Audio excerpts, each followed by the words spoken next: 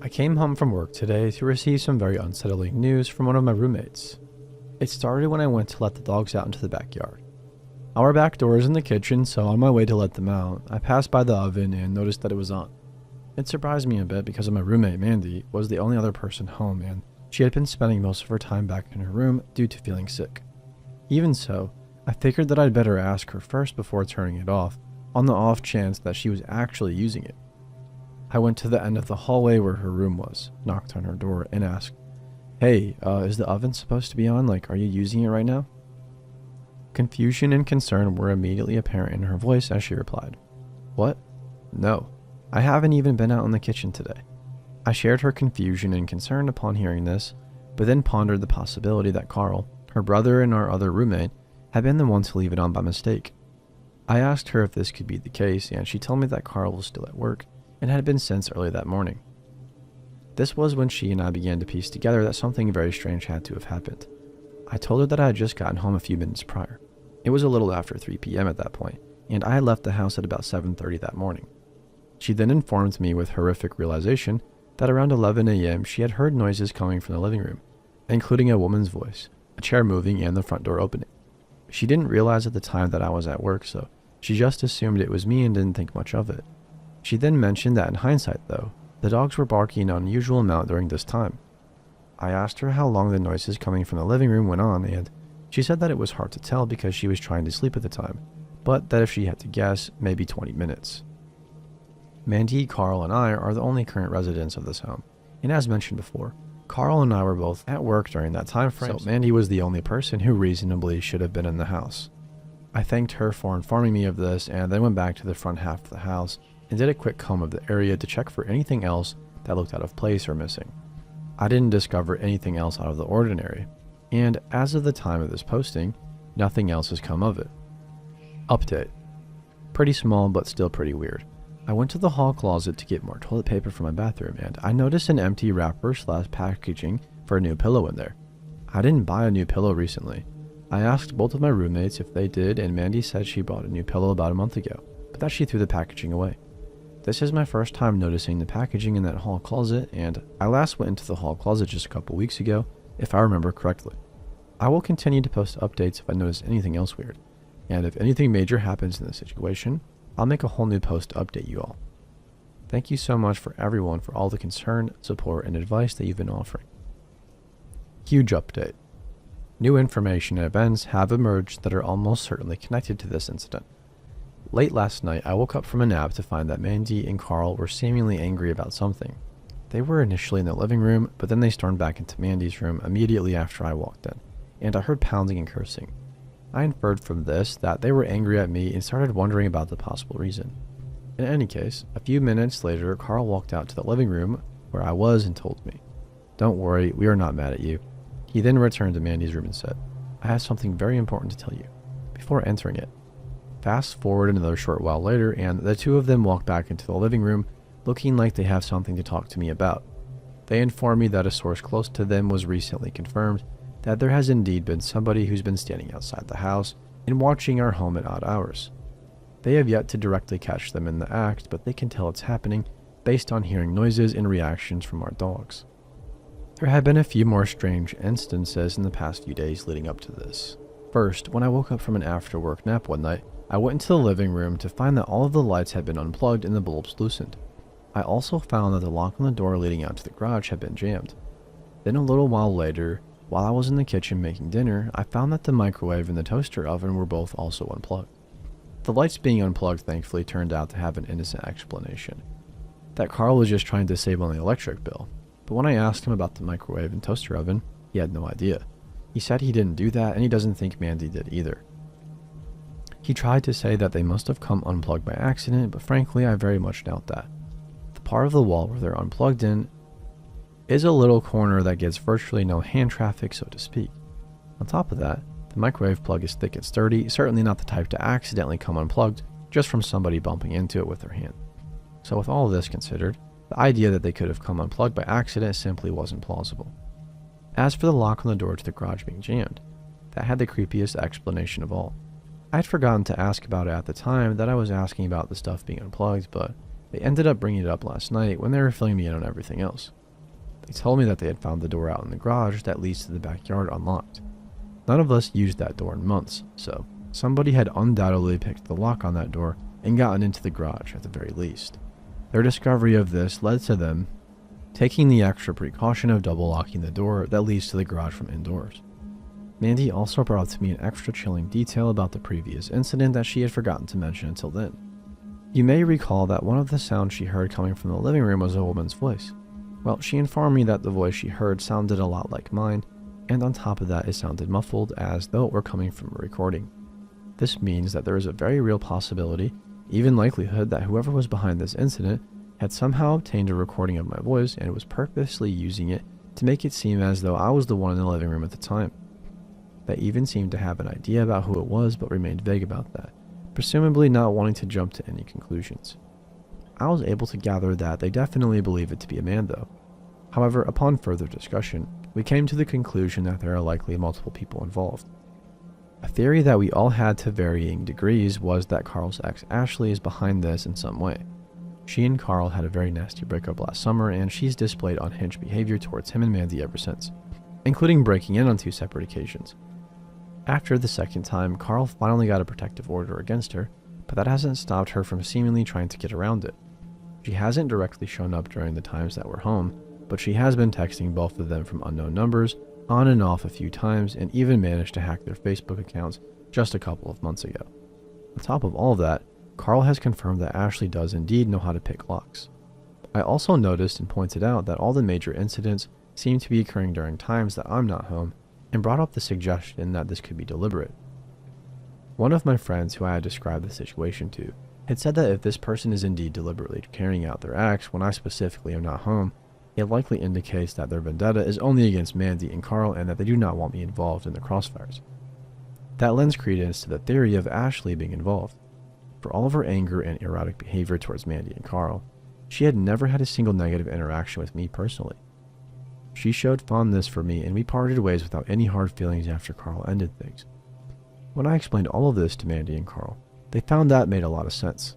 As for the reason we believe there are multiple people involved, as previously mentioned, the person who's been the main one watching our house seems to be a man.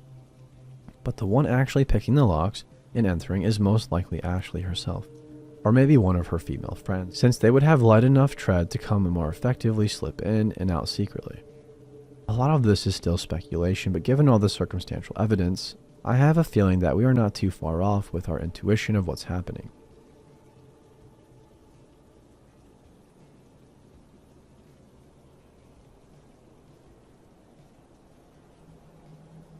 When I was about 7, I had my own room on the other end of the house from my parents. I was a very anxious child with an active imagination. We lived in an old family farmhouse in a couple miles outside the town my father grew up in. His family lived near us, all within a couple of miles.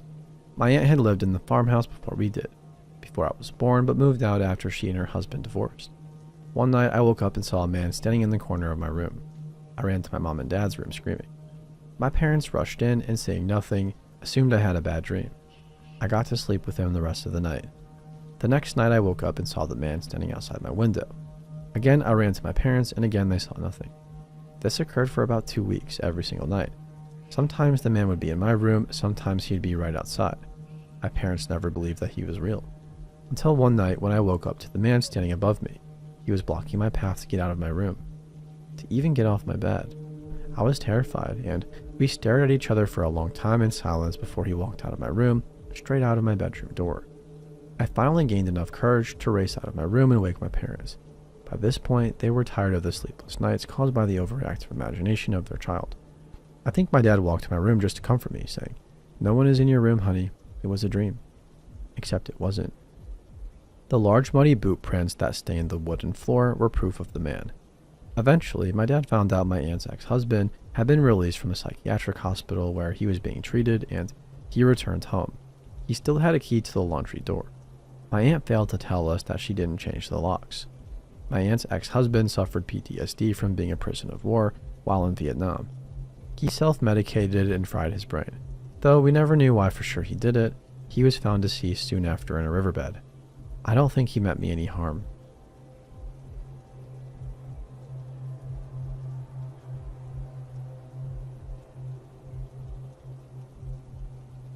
When I was 18, I was working 2 jobs, both at diners. One was in a downtown area in a Colorado town, and the other was right next to the highway. This night I was working at the one next to the highway. Both diners were in fairly quiet towns that after 9 p.m. were practically empty as people were home. It was summertime, so I was walking to the bus stop at about 10 p.m., and the bus stop was only about 2 blocks away from the diner. I get to the bus stop, a park and ride, and it is lit, but everything around it is dark.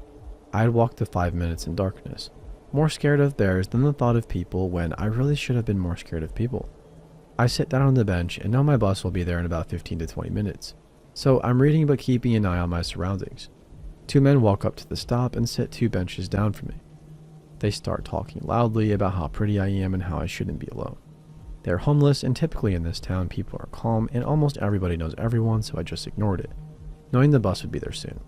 But then they start talking about how I owe them something for being so pretty, and one says, "If you don't look at us, I'll drag you to the bushes." They started to move to the bench next to me, so I called my parents' house and asked for my dad. My brother tells me to shut up and just ride the bus because I can't explain what's happening in front of the men, as I know that would lead them to them immediately attacking me. He hung up and I called my dad, and at this point decided to walk away from the bus stop, booked it across the road, and ran away from that stop. The men tried to follow, but with me being on the phone and talking to someone, they stopped. I told my dad what was happening, and he called the police and met me at a store down the road. I was young and dumb and didn't make a report. My dad did because I didn't get a good look at the men and felt guilty for some reason. I should have made a report because those men ended up raping 2 other women at the bus stop over the next few nights. My incident was included in their sentencing, and they were sentenced to prison time. I don't remember for how long, but they did get justice. My dad picked me up from work every day after that, despite me stupidly saying I was still going to ride the bus. I will always be thankful that I had the sense to call somebody and not just try to run. Always be on the phone or pretend to be if you feel unsafe, because most of the time it will help you get out of there safely. Edit: my brother was not a bad guy in this situation, and he would have reacted differently if he had known. Older brothers can be asses, but he actually is an amazing guy and loves me a lot. Just want to throw that out there so nobody thinks ill of him.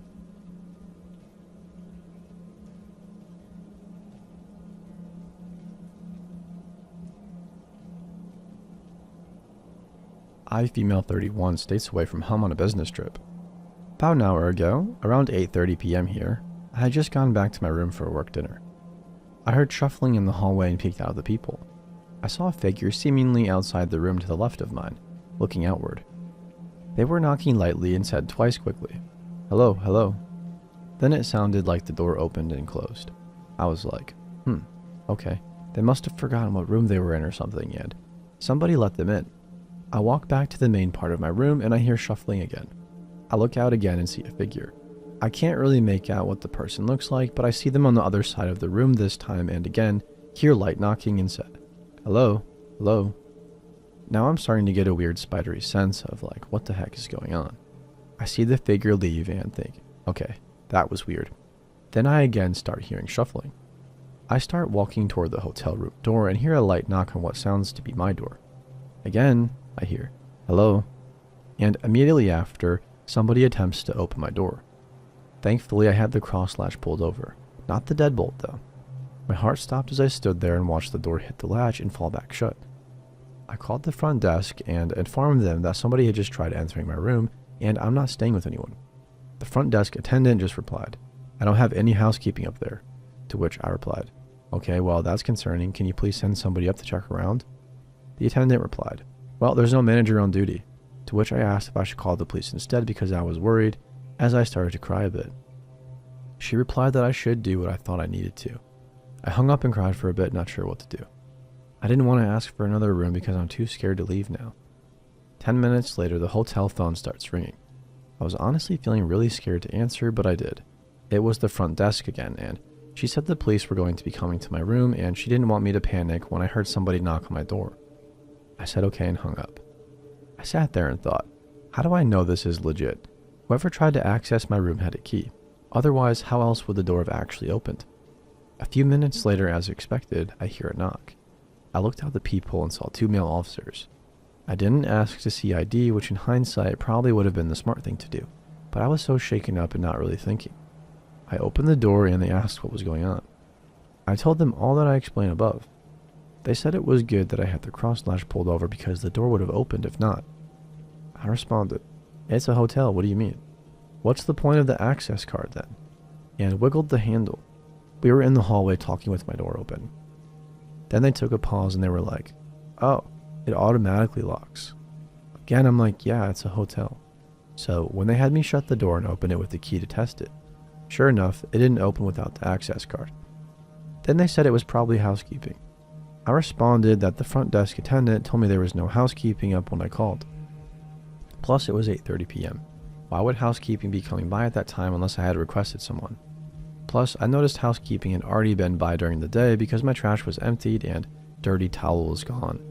They ultimately told me that they thought it was housekeeping and not to worry, but if anything else happened or if I felt unsafe, to call them. They also said if I wanted to change rooms, they were sure the hotel would accommodate this. I said okay while crying and they left.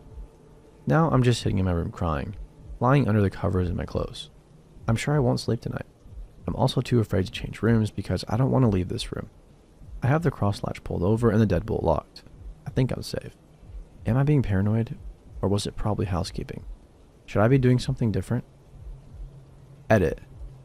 I'm home safe and promptly came down with a nasty bug, slowly crawling out of it. And thanks for all the comments.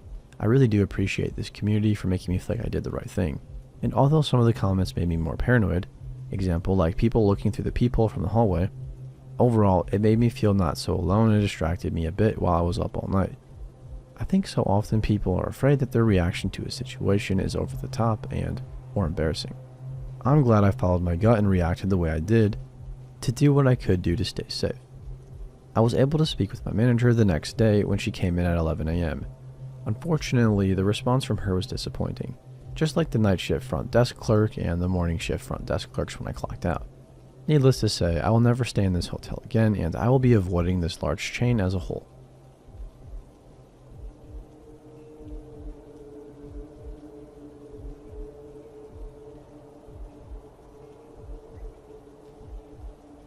In late June, my 19 female boyfriend, 19 male, and I were headed back from a Walmart in his town.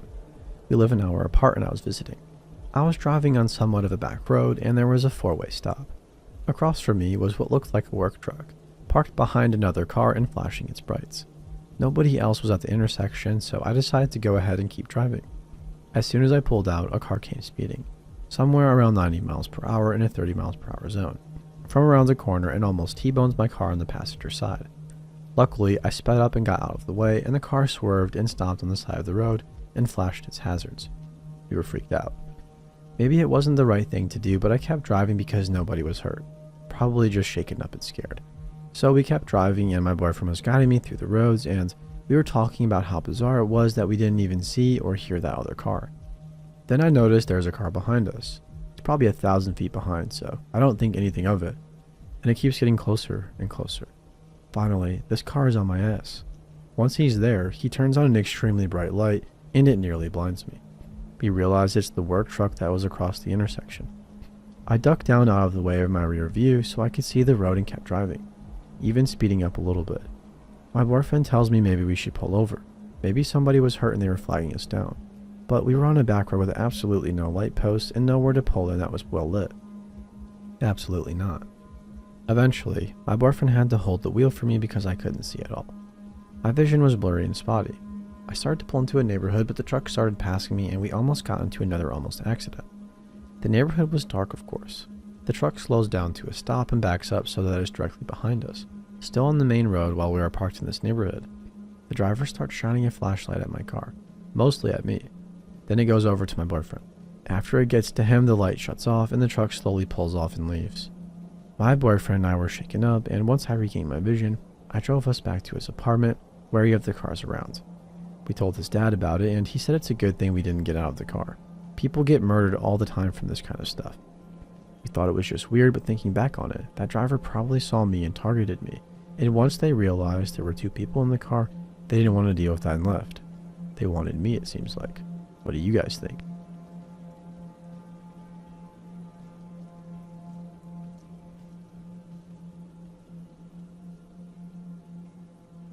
For clarity, this took place back in 2012 or 2013 when I was a sophomore in high school in a small town in the US. Now, I'm not the most attractive girl out there, but I guess you could say that I was an early bloomer, so male attention is something I've been aware of since I was about 10. Yeah, I know, it's bad. To the story, I knew this guy from school, as he was kind of in the same friend group as my boyfriend at the time. He was one of those guys that just weirded people out, but I never paid him much attention because he left me alone and never had actually done anything bad to me personally until then. He sat behind me in our geometry class and never really interacted until one day some kind of switch went off in his brain that we were close friends and he could do or say whatever he wanted to. It started out with him touching my hair. I have long, thick blonde hair that goes almost all the way down to my back, and telling me that it smelled nice. Over the week, this escalated to him touching my thighs and back and trying to tickle me by poking at my sides to get me to jump. I could handle all of that. I'm used to it. I thought that it was just boys being boys, so I said nothing and just told him he was annoying and to not touch me. I guess I didn't seem sincere enough because the next day he came in, sat down, and immediately pulled my hair, causing me to yell out. I wouldn't say I'm confrontational, but I'm not the type of person to allow someone to just pull my hair and get away with it either. I got up and moved a few seats, telling him enough was enough and he needed to leave me alone. I was annoyed and confused at the fact that nobody was doing or saying anything to this guy. Everybody saw him, but it doesn't stop there. He gets up and moves to the seat behind me again. This is the point where I realize he's not being another annoying teenage dude. He leans in, sniffs my hair, starts petting it, and whispers, "What would you do if I unhooked your bra right here in class?" While saying this, his hand stops where my bra is lashed behind my back and pulls on it hard. I freak out. I'm furious and cuss him out, but luckily the bell rings and I sprint out of the room to go to lunch. I meet up with my friend who is also my ex-boyfriend's friend, and all that anger disappears and is replaced with emotions I couldn't describe. I cried and told him what happened. Thankfully, he took me seriously and immediately grabbed my best friend out of the lunch line and explained the situation to her, telling her to take me to the security office. I was too much of a mess to be talked to at this point. Thankfully, the school took it very seriously and assured me that nothing was my fault and handled the situation appropriately. The guy was suspended for a week or so, and my mom was called in and asked if I wanted to press charges. I didn't want to, I just wanted him away from me, so they changed his schedule to not overlap with mine when he got back. I know this isn't the most exciting or crazy story, but I'm 22 now, and I still can't get it out of my head. Like, why me, and why did none of the other students stop him? Why hadn't the teacher seen anything or done anything about it? I guess I'll never have those questions answered.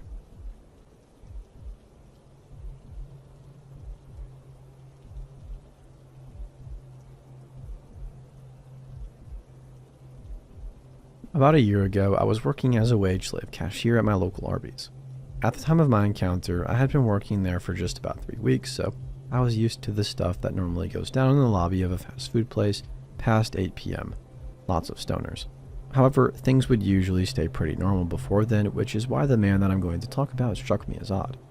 At around 4, I see an old white Ford with a 2x4 in the place of a bumper roll up and park an odd distance from the door in the empty parking lot. No one exits the vehicle. About 15 minutes later, a mom and her presumably 6-year-old little boy enter and start placing their order. Over the mother's shoulder, I see a man get out of the white car. I kind of lose focus on the order at hand as I see this man stumble towards the building. He had half his face covered in a long beard and the other half was clean shaven. He had a greasy mullet and cut off jean shorts. He was clearly a meth head. As I finish the order I'm taking, I see him sit down in a booth just out of sight of the register, but where I know he can see both exits and the restrooms. Since major alarm bells are already going off, I tell the drive-thru guy about our little creep situation during a lull in the business. Just as I finish relaying all the information to him, I see the little boy run into the bathroom. I run to my coworker and say, if he gets up, I'm going to clean the bathroom to keep an eye on him. And to no surprise, the meth head gets up and staggers, talking incomprehensibly to himself toward the bathroom. I quickly grab the spray bottle and exit the kitchen and open the bathroom door just after the man. He sees the locked stall the boy is clearly in and turns around to find me eyeing him in the mirror that I'm cleaning. So he quickly pretends to wash his hands and goes back out to his car without ordering. He doesn't leave though. I alert a manager, a rather large but really nice guy, about the situation, and he agrees to call in another employee so that we can put somebody out in the lobby at all times to keep an eye on him. Several times throughout the night, from 4 to about 6:30, he followed families in, sometimes sitting in a spot, sometimes ordering something and throwing it away before sitting down. However, the final straw was when he followed another boy into the bathroom. Again, I cleaned the mirror. Again, he washed his hands before bolting back to his car. This time, my manager was actually starting to freak out about our friend, but one of the drive-thru regulars, an off-duty cop, came through. The manager quickly asked him to go talk to the guy and see what was up, and the officer agreed to check him out. I see the cop's SUV come around in front of the building and park a little away from the Ford. As the officer steps out, I see the Ford's lights turn on and pull away. I think being caught going into the bathroom after a little boy twice tipped this guy off that he wasn't slick, so he ran at the slightest notion of a confrontation. I'm happy that I was working the register that day, because I was always very observant. I got used to the druggies, but that guy was the only customer I ever had in my 2 months there that really creeped me out.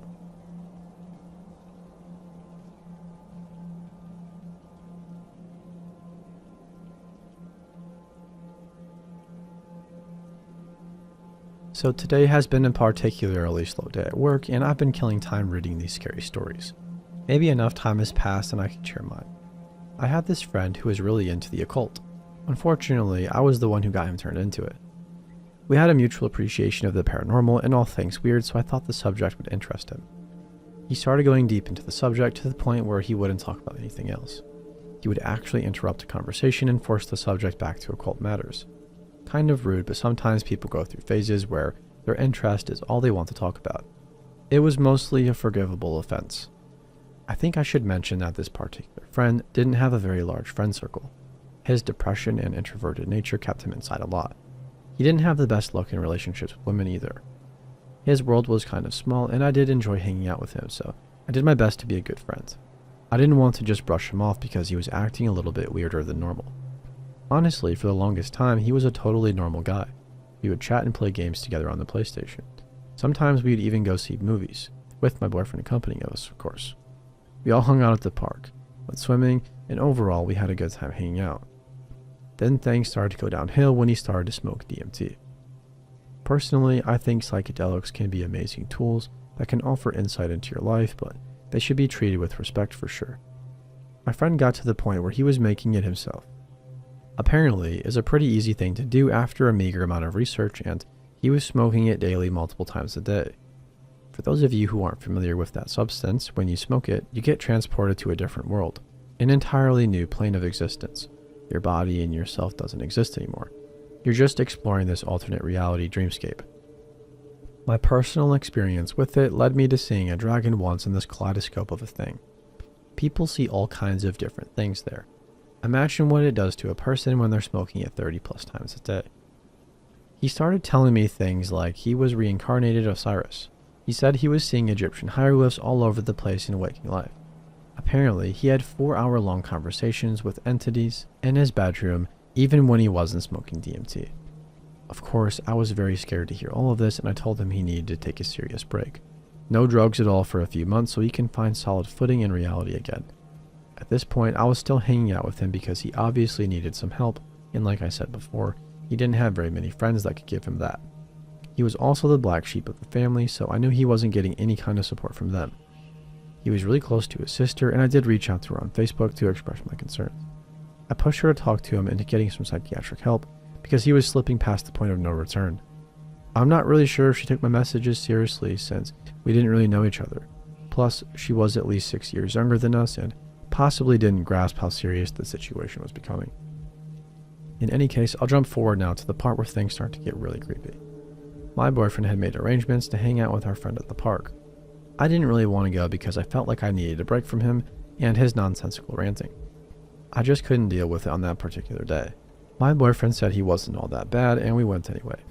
We get to the park, and he is his usual self, ranting about Egypt and made-up gods that only he knew the truth about. He also had this large hunting knife that he kept fiddling with the whole time we were on a walk. He told us that he had been using it in ceremonial magic and that it helped to banish negative thoughts. It made me very uneasy. He would do this thing where he would take the knife and make stabbing motions at things, all while holding a conversation with me or my boyfriend. I think we were both really on edge and didn't know what to do or say about it. I tried to distract him from doing it by bringing up other subjects that might interest him, but he kept on with his ritual. Keep in mind we're walking on a trail, so it wasn't like we could just say goodbye then and there. We had to walk back to our car and drop him off at his car. My boyfriend had the bright idea that we should get some lunch after our walk, even though I was doing my best to give him a look that said, No, dude, you're crazy. Why do you think I want to spend any more time with this nut? But it must have not been very effective, or my boyfriend was ignoring it. Not sure. Either way, we ended up getting in the car to go get lunch. In the car I was driving, my boyfriend was in the passenger seat and our weirdo friend was in the back. As we are heading through a busy part of town, where all the shopping and restaurants are, I hear the distinctive sound of a belt buckle coming undone. Then I hear the worst sound imaginable. I peek back out of the corner of my eye and my suspicions are confirmed. This crazy dude was fully jacking off in our back seat. I mean pants all the way down and bare ass on the seat, beating it so hard it was like he wanted to rip it off.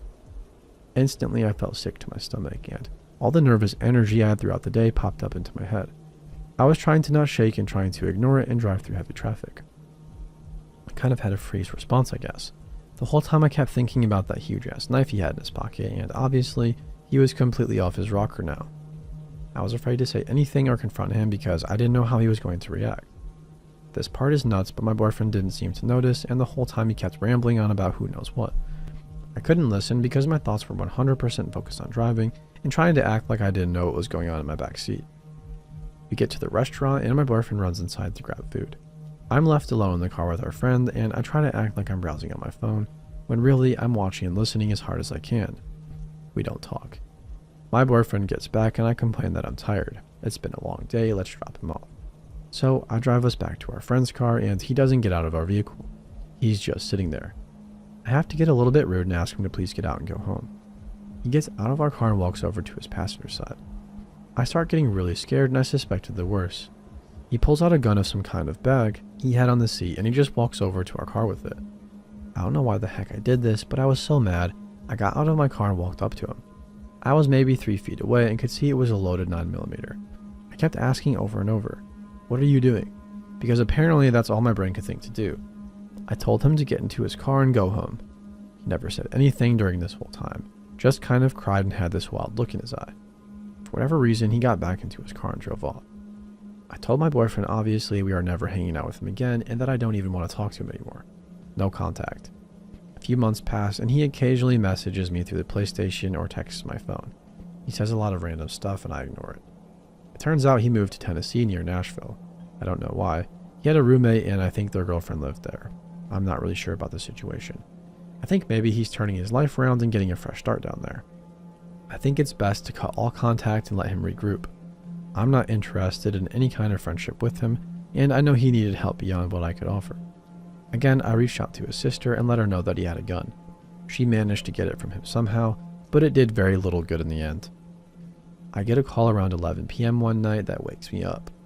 It's a man claiming he's a detective down in Gallatin, Tennessee, and my heart skips a beat. I start sweating and immediately ask what happened. Apparently, my former friend stabbed somebody to death on Halloween Day. I don't know all the details and the articles about it are kind of sparse. The whole thing is really surreal and I'm just left feeling like I'm lucky that I didn't get shot last summer. This whole thing turned out way longer than I meant it to be, but that's the story.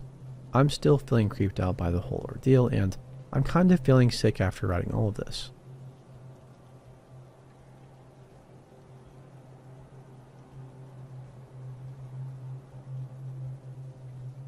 Being followed home is not uncommon where I am from, and it is sadly not rare either.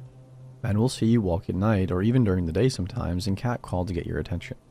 No matter how often it happens, it is not something you can get used to, and it is scary to be in that situation. This night, I was with my ex walking him home. He was a horrible boyfriend, and he got extremely drunk, forcing me to walk with him home, and make sure he went inside. I asked him to call a taxi for me because my phone was dead, and he agreed and went inside. I stood outside of his apartment waiting, but as time went by, I realized that the taxi is probably not coming. At the time, I thought they forgot to send a car, but now I realize that probably my ex didn't even call. He just passed out. It was December and very cold outside. I was angry at my ex for getting drunk, angry at the taxi company for forgetting to send a car, and angry at everything and everyone. It was almost midnight, and if you have read my previous experiences, you will understand why I didn't want to walk home, even though it was a 15-minute walk. As I am waiting, I see a Jeep park a little further away from me. The guy gets out of the car and leans on it, just staring at me. After a couple of minutes, I realize that he is waiting on me to approach him, and if I don't, he'll be the one to make the move. I panic and start thinking what to do. I have two options. One is to walk home and risk him coming into my street, which is dark and a great place to hurt someone. A 15-minute walk is plenty of time to get hurt. Or my second option is to walk to my grandma's house, which is 5 minutes away, but the whole street to hers is really dark and pretty much empty. She lives on a street that is mostly stores and offices. She refused to sell her house when other people did, so there aren't many houses around her. I couldn't go to my ex's apartment because I had to be buzzed in and it was midnight. I decide to go to my grandma's and start quickly walking. The guy, of course, gets into his car and starts driving behind me. I pretend that I'm on a call in hopes that he wouldn't do anything if I was on the phone with someone. As soon as I see my grandma's house, I start running and quickly go into her yard. Everybody's asleep, so my best bet is to ring the bell because I don't have a key and hope someone might be awake. Thankfully, my uncle is. I tell him someone is following me. He drives a Jeep and I'm scared he might hurt me. My uncle does not hesitate. He runs out on the cold December night in his shorts and t-shirt and sees the guy. He yells to me, "Is this him?" The guy sees this and pretends he is on the phone and gets into his car and drives away. My uncle calls a taxi for me and waits until the taxi gets there. I thought that would be it. As soon as I got into the taxi, I felt safe. I tell the driver my address, and as soon as he turns, we see the car. He tries to follow the taxi. At this point, I have absolutely no clue what his intentions are. Is he armed? Does he want to hurt me because I got my uncle on him? I start crying and quickly explain to the driver what's going on. He was an older gentleman, and I felt he had been waiting on this moment his whole life. He told me not to worry that he will lose him. He won't allow for the guy to see where I live. He did lose him, mostly because the Jeep guy gave up and just left, but the taxi driver got to feel like a hero, and I got to get home safely.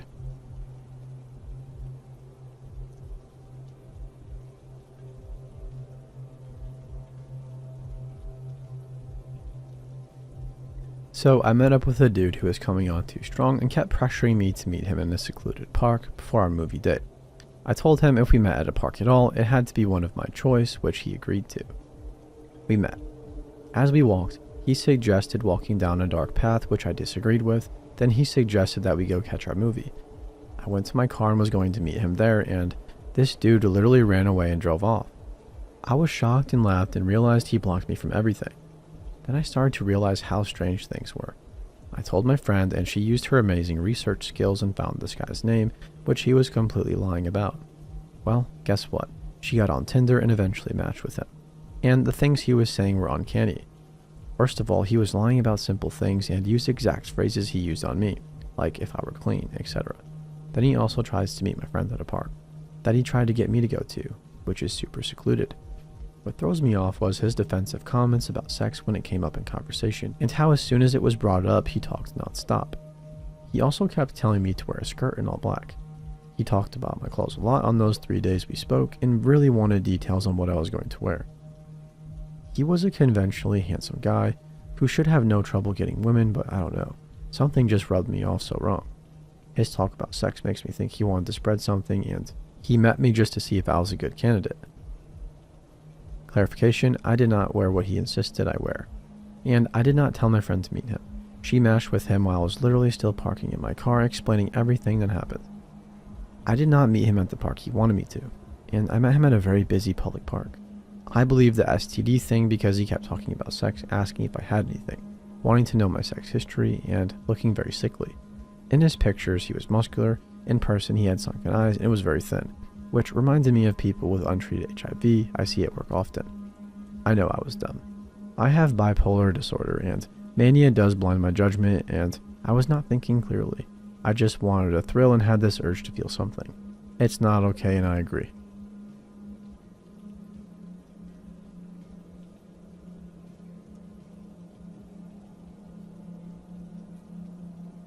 Years ago, when I lived in a small mill town with my then boyfriend, a crackhead used to come regularly to my door. We lived in a small old mill house that costed about $400 a month. I had just moved out of my parents' house, and $400 was a pretty good deal for being right outside of a fairly large city. However, there were some consequences that came with living in such an affordable home. There was a local crackhead that would always go door to door asking for handouts. She was a middle-aged lady who was clearly on some serious drugs and didn't take no for an answer. My first encounter with her was not a direct one. I was in the shower when I heard my pit bull aggressively barking. She never does this, by the way. I call out to my boyfriend, but there is no answer. I quickly wash my hair out and get out of the shower to figure out what is going on. As I walk out to the living room, I found my dog, who was whimpering and staring at our front door. We had a glass door, as well as my boyfriend's shotgun leaning up against the wall next to the door. Odd. I freak out a little bit because my boyfriend's car was gone. I try calling him to find his phone ringing on the couch. At this point, I'm not sure if I should call the cops or wait, as my ex was a jerk and would probably scold me for worrying if there was, in fact, nothing wrong. After about 10 minutes of anxiously considering my options, my jerk boyfriend pulls back into our driveway with the woman in his front seat. He eventually comes back in and explains that she came to the door asking for a ride to the gas station to get kerosene for her heater. I didn't understand why he brought his gun to answer the door, but I wasn't going to ask any more questions. After this, she would constantly come to our door asking for different things like cigarettes, beer, and more rides to different places. My ex would always oblige. One night she came to the door asking for, I believe, alcohol, but we didn't have any to give, so she asked my ex for $5. He gave her the money and came back inside. This was my breaking point. I told him that I didn't feel comfortable with her coming to the door and that we had to stop giving her things. I would normally be more than happy to help somebody out, but for her to come to the door every other day was becoming too much. I told him that every time he wasn't home for her, she would continuously bang on the door for about 10 minutes and eventually yell out a vulgar comment about me and storm off. He said that he didn't want to say no and didn't know how to get rid of her. One night my ex wasn't home and I had a work friend over for dinner and drinks. It was around 10 p.m. when I got a knock at the door. It was the crackhead. She asked me for a ride and I told her I had guests over and couldn't. She then proceeded to put her hand against my door as if to hold it open and asked me where the man was, my ex. I told her he wasn't home. My girlfriend walked over to make sure I was okay. The crackhead told us that she needed to go to McDonald's because she's a diabetic and her doctor said that she needed to be on a special diet of hamburgers. My friend, who's in the medical field, told her that doesn't seem sound. Angrily, the crackhead said they make her special hamburgers. Over it, I began to shut the door, but she pushed back. "Well, can I have a beer?" she asked. I shot her a dirty look for trying to fight back about shutting my door. I told her no, and with the help of my friend, we finally got the door shut as she screamed. "Well, what about a cigarette?" She sat outside my house waiting until she eventually walked away. I told my ex about the incident and we finally agreed to not answer anymore.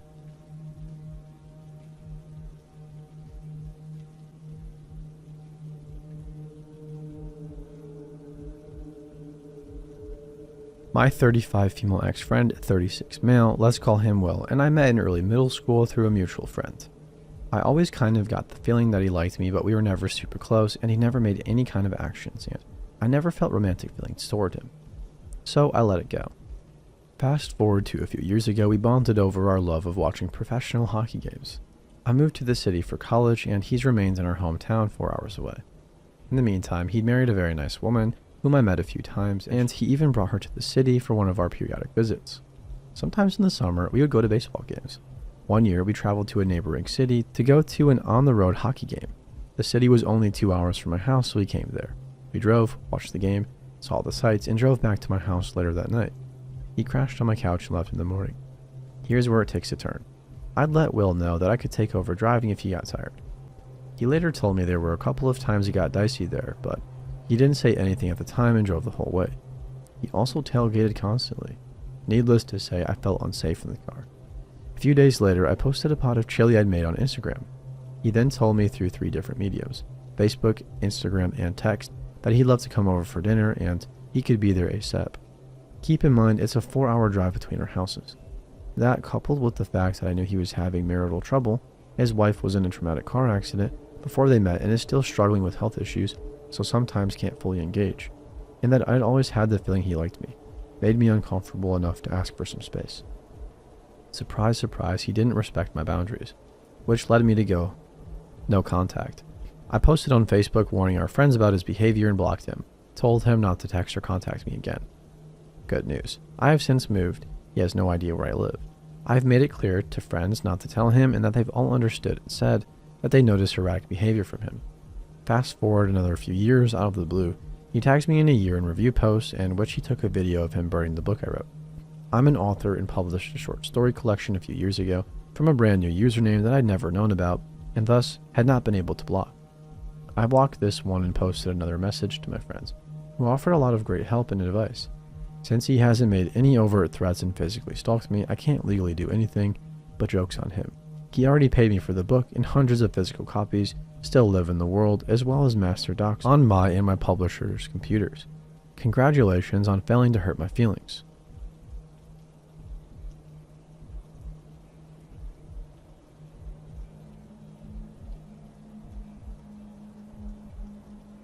This happened about 15 years ago when I had just come home from college on winter break.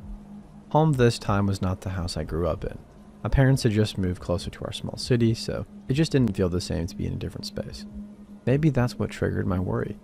In my family, I'm always the one thinking of worst case scenarios, generally distrustful and mostly seeming like the annoying worry person. Call it what you will, but it's also the gift of fear, am I right? One cold night, my parents had gone to bed upstairs and the dog had followed suit. I thought I'd watch TV in the living room for a bit before going to sleep and settled in on the couch. The living room was in the front of the house, and with the recent move, the shutters on the windows weren't there at the time, only see-through curtains that weren't really drawn. I noted this, but was used to our rule setting when the only ones who could see in were the neighbors we knew so well. I'm watching TV for about a half hour when the screen cuts out. It just goes snowy, you know? This was back in the days when you watched whatever your local cable channels brought you. I looked up from whatever I was doing, probably texting, maybe with a flip phone. At first thinking, well, that sucks, but something felt off. I tried the remote, but no other channels worked, and so I was sitting there thinking what I should do instead, when my cat jumped up on the windowsill and started wailing. That may seem innocuous, but anybody who knew my cat knew this was not par for the course. He was pacing and wailing out the window. A feeling of dread washed through me, and I was frozen. That feeling of dread is so fiercely visceral. Like, what the heck is going on? What is out there? I try to settle myself down in this unfamiliar dark house and feel a bit better because what are the chances? But then there it was. I swear on all that I have that this cold waft of air blew through and that I heard the side door. I didn't realize that door was there at the time. I heard a door on the side of the house and felt cold air. I became unfrozen and I bolted. I ran upstairs to wake my parents and slumbering dog and frantically tell them that somebody's trying to get into the house. They, I think, were annoyed. I'm a worrier, remember. Still, they get up and I think try to placate me by looking around the house. They go check all of the rooms, including the basement, while I'm scared and exasperated. They are sleepily roaming about in the dark rooms, unarmed, when who knows who has probably made it inside already. Well, they didn't find anything. They verbally patted me on the head and said goodnight, and I felt foolish. That is, until the next morning. I don't know what prompted my parents to call the police, but they showed up and asked me how I knew somebody was out there. Whoa, hold up, what? I started answering. Well, the cat was meowing a lot on that windowsill, and my voice trailed off, waiting for the reaction I usually get, which I got. The cop smirks. A cat, huh? Okay, bro, get on with it. He goes on to say that somebody cut the cable wires on the side of the house, that either somebody thought they were disarming some alarm, or they saw me sitting watching TV and wanted to mess with me. And the side door. Muddy grounds gave us the ability to see the fresh tracks right up to it. It didn't look like it had been fooled with, but I know what I heard, whatever it was. I knew it, I said to my parents. The triumphant feeling was short-lived when I started to mull over what I was so sure about had been true. True, I did know somebody was out there. I also knew I would always check that side door and take some cues from the cat just to be safe.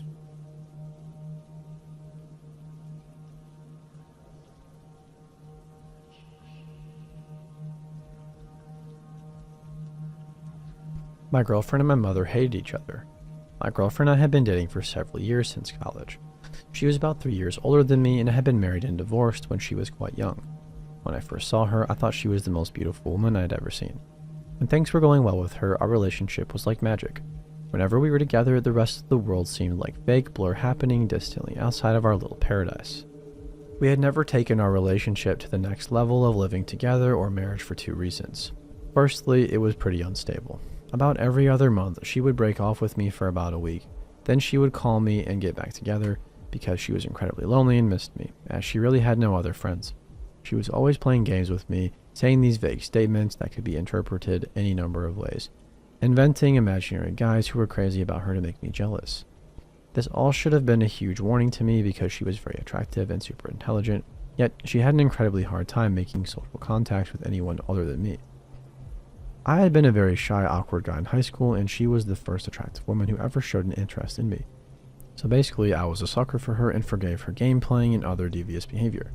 Also, the connection we had when things were going well was so deep and almost magical. I never felt anything quite like that connection in my life. The second reason is that I was living with my mom because my mom was mentally ill with schizophrenia and needed me around in case things got out of hand. My girlfriend resented that very much, and my mother hated my girlfriend as she viewed her as a threat. I had not told my girlfriend the extent of my mom's mental illness, so she just thought I was a mama's boy. One day I came home from work and found out that my mom was dead. She died in a freak accident. I did not want to stay in the house when I found my mother, so I moved in with my girlfriend until I could find a place, or we decided to make the arrangement permanent. My girlfriend immediately started complaining that I was emotionally distant. Yeah, no shit. Weird things started to happen. I told my girlfriend I had a nightmare about my mom reaching out of the grave to grab my ankle with a cold, clammy hand, like in the movie Carrie. The next morning, I woke up from the same nightmare. My ankle was wet, as if somebody had wet their hand and grabbed it. My girlfriend was asleep next to me with her hands tucked right under her chest. Obviously, she had wet her bed and grabbed my ankle to trigger that dream again. So you're probably saying, this story is crap. This guy just had a run-of-the-mill crazy girlfriend. But now, the really awful stuff begins. 2 weeks later, I was at my mom's place cleaning up, and my best friend since grade school dropped by. We stayed late talking, and I missed dinner with my girlfriend. I got my buddy to drive me back to her place, and when I went upstairs, the whole apartment was dark, and she didn't answer when I called her name. I went into the bathroom and turned on the light. The wall around the switch was streaked with blood. It looked like something the Manson family would have done. Blood all over the frickin' wall. I whipped around, and my girlfriend was sitting on the floor by the tub with blood soaking her blouse and jeans. She told me that somebody broke in and tried to kill her. I stayed in the relationship for another month or so, but at that moment, I knew it was only a matter of time before I had to get out. Everything blew up soon after when she, I am almost 100% sure, faked a pregnancy and then insisted on getting an abortion. Of course, likely also faked, because she didn't want to have a child that might inherit my mom's illness. My mom's diaries that I read later really truly revealed how much she didn't like her. My girlfriend, that is. Death and unhappiness seemed to follow my ex-girlfriend. Just before I met her, when she broke up with her ex-boyfriend, he left her place and got stinking drunk, and later that night, he ran over a man and his son crossing the road, killing them both. When I spoke to her one last time a few years later, I found out about another incident.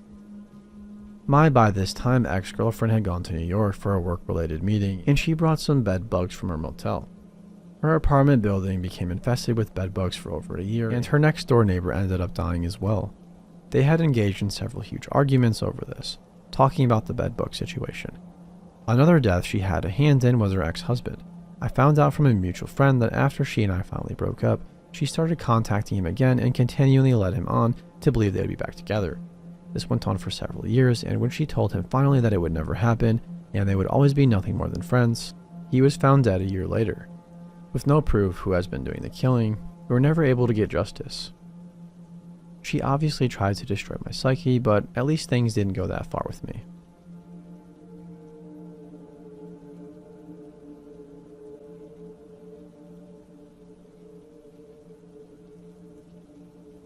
This took place around 2015.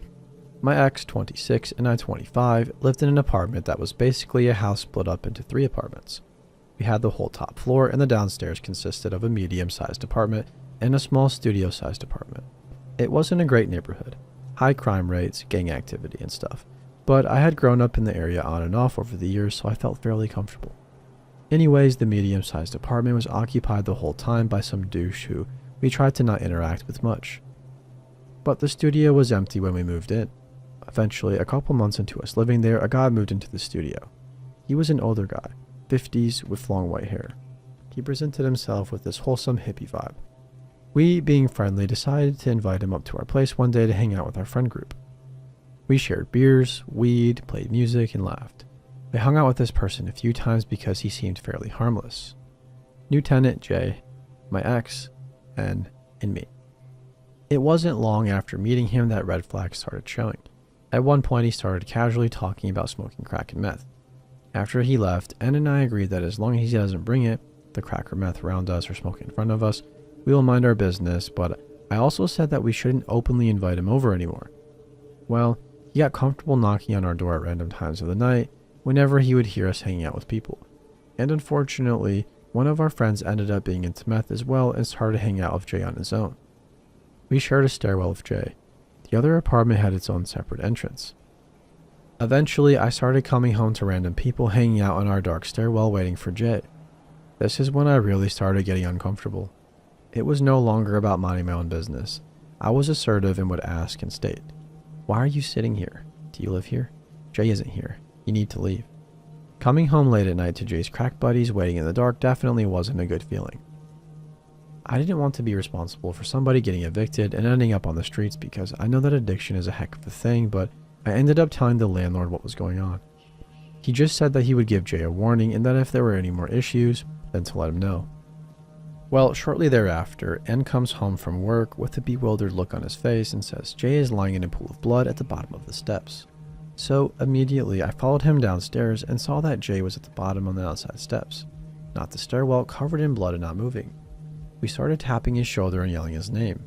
He eventually started to groan and tried to stand up. I kept telling him not to move and that we were going to call an ambulance. In response to this, he gets freaked out and staggers to his feet, blood pouring from a deep gash in his forehead, and keeps repeating that he's fine. We follow him into a small studio and I start dabbing his wound with some paper towels that were on the counter. I can see how big the gash is and I keep telling him that he probably has a concussion and we shouldn't go to sleep. I asked him what happened, but he just kept mumbling that he didn't know. He eventually pushes us out, keeps repeating out to call an ambulance, and closes the door. Of course, I called 911. I wasn't going to be responsible for him going to sleep and never waking up. Paramedics arrive and I explain the situation, saying how he's refusing help and the extent of his injuries. They start banging on his door, demanding that he open it. He kept yelling and refusing, but he ended up opening it. After this, we didn't see him for about a month. We didn't know if he died or what. Eventually, one day as I'm walking up to my apartment, I see him sitting on the outside step smoking a cigarette. He has stitches all along his forehead and was wearing a neck brace. I said something like, "Hey, what happened that night?" He explains that he had a concussion, a fractured vertebrae, and a broken hip, and had to be airlifted to a hospital in the city. But for some reason, the next thing he said was the most chilling to me. It might not seem that creepy to others, but this bothered me for the rest of the time that I lived there. He said that all he really remembers is being at the bottom of the steps, lying in his own blood, and someone pulling his ring off of his finger while saying, "You don't need this where you're going." The thought of someone callously assaulting someone to the point of near death, then stealing a ring off of him and just leaving him there to die, just shook me to the bone. Anna and I lived there for about a year and a half. The landlord eventually kicked Jay out soon after he arrived back from the hospital.